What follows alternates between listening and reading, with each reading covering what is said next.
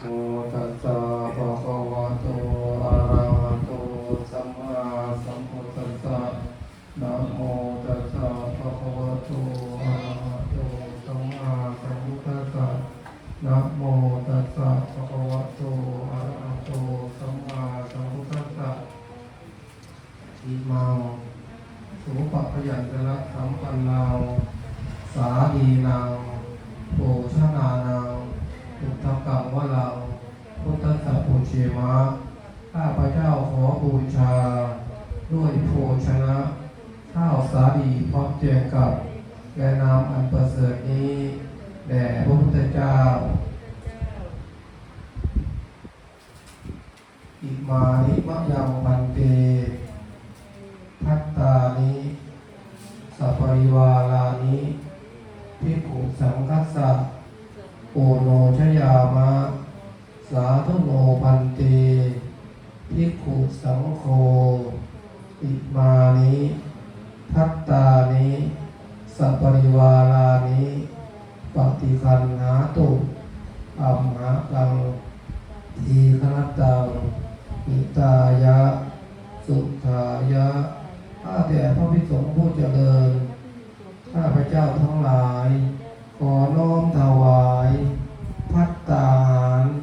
กับทั้งบริวารทั้งหลายเหล่านี้แด่พระสงฆ์ขอพระภิกษุจงรับภัตตาหาร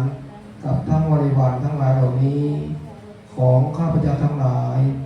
เพื่อประโยชน์และความสุขแก่ข้าพเจ้าทั้งหลาย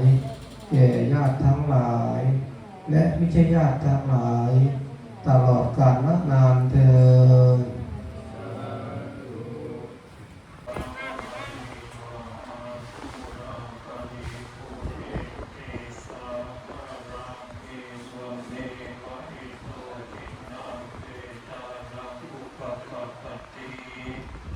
อิจิตังปฏิตังตุมหังคิปะเมวะสมิจจตุสัพเพปุเรนตุสังกปาจันโทปะนะระโสยถามณิโชติระโสยถาสัพพิติโยวิวัจจันตุสัมภโรโควินาศตุมาเต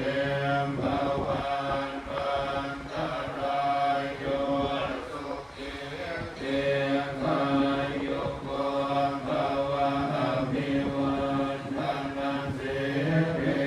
สันเนจังพุทธังปัจจายโน